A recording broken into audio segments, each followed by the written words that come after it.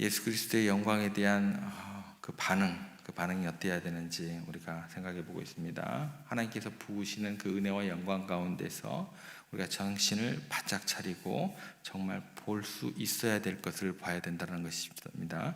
보이는 영광 중에 우리는 그래서 그 사명을 볼 수 있어야 된다는 게 첫 번째 봐야 될 것 중에 한 가지였습니다.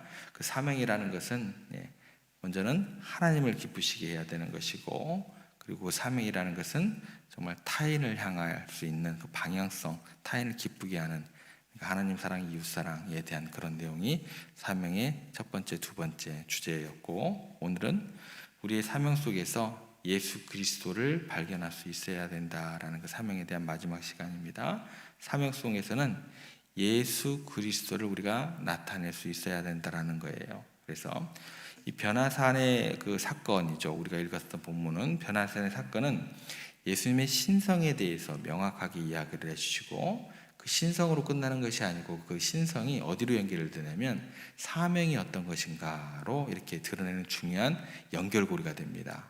사명이 어떤 것인가. 그러니까 이 변화산의 사건을 순서대로 이렇게 쭉 따라가다 보면 예수님의 사명이 더욱더 그 신성 가운데서 더욱더 강하게 사명에 대해서 제자들에게, 우리들에게 다가오는 그런 모습으로 연결이 되더라는 것입니다. 그 사명이라는 것은 뭐냐면 단순히 기적을 행하고 병을 치료하는 데 그치는 것이 아님을 보여주게 됩니다.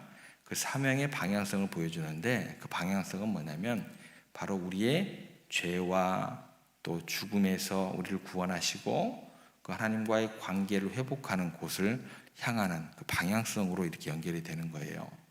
그래서 순서를 보시면 높은 산에서 옷이 희게 되고 또 얼굴에 광채가 나고 또 모세와 엘리야가 나타나서 예수님과 대화하는 그 모습을 통해서 예수님께서 신성이 드러나는 것이죠. 단순한 인간이 아닌 하나님의 아들임이 명확하게 드러나게 되고, 그러면서 음성이 들리게 되는데 이는 내 사랑하는 아들이니 너희는 그의 말을 들으라 선포되면서 예수님 말씀에 절대적인 신성에 더해지는 절대적인 권위가 있음을, 그의 말을 들으라 라는 이야기로 연결이 되면서, 그리고 그 권위 있는 말씀을 예수님께서 하시는데 그 권위 있는 말씀에 대해 연결되는 그 내용이 뭐예요?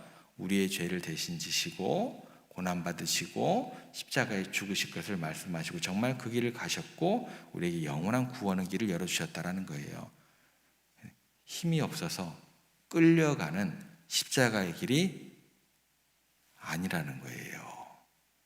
신성 가운데서 하나님의 아들로서 그 사명의 길을 스스로 하나님의 뜻을 기쁘시게 하고 하나님의 그 뜻을 따라서 말씀을 확증하는 삶으로 이야기를 하시고 그 말씀하신 그대로 그 십자가의 길을 가셨다라는 거예요. 신성이 사명으로 연결된다라는 그 그림까지 가는 거예요. 12절 말씀에 그래서 이렇게 기록되어 있습니다. 인자에 대하여 기록하기를 많은 고난을 받고 멸시를 당하리라 하였느니라. 기록된 말씀을 내 사명의 길로 제자들에게 권위 있는 신성을 바탕으로 이야기를 하시는 거예요.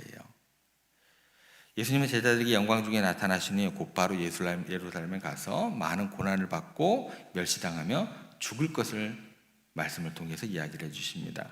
앞으로 가야 할 길, 사명에 집중하시면서 이야기를 하고 계십니다. 뭐 중에? 영광 중에. 이보다 큰 영광이 없죠.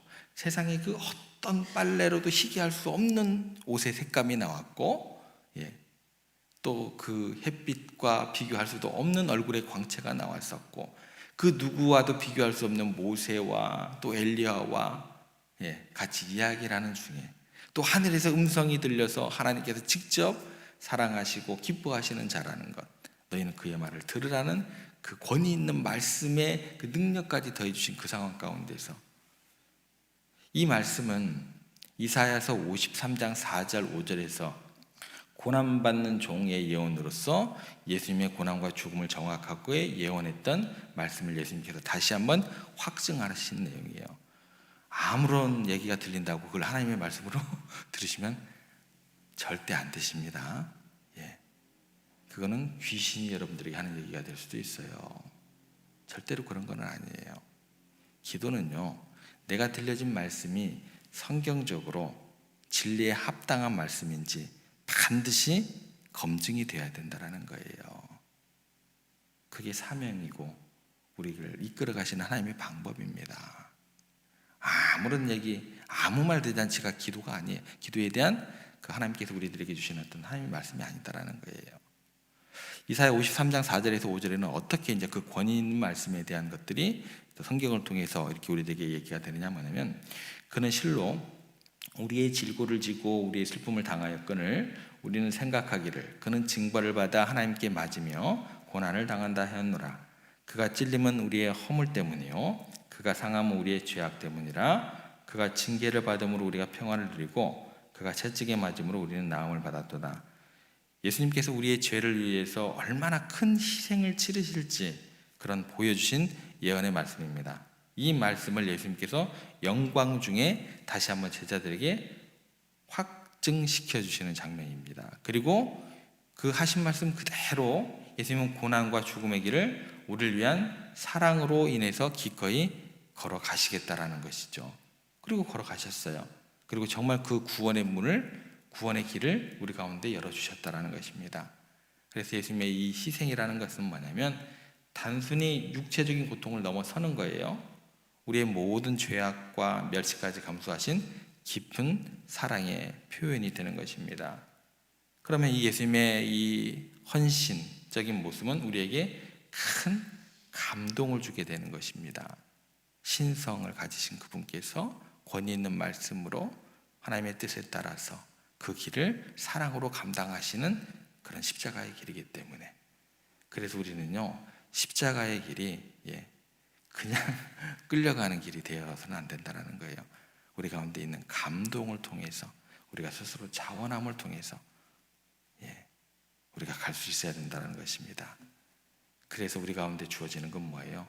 사명이라는 것입니다. 그게 사명이에요. 1950년대 세계 선교에 있어서 굉장한 큰 영향력을 끼쳤던 짐 엘리어트라는 분이 그의 일기장에서 나의 사명은 이 세상에 하나님의 발자국을 남기는 것이다 라고 이야기를 했습니다. 부름받은 사람들이 받은 명령은 뭐라고 그러죠? 소명이에요. 그리고 사명은 뭐예요? 신하된 자로서 받은 명령이 사명입니다. 이 세상에 하나님의 발자국을 남기는 거예요.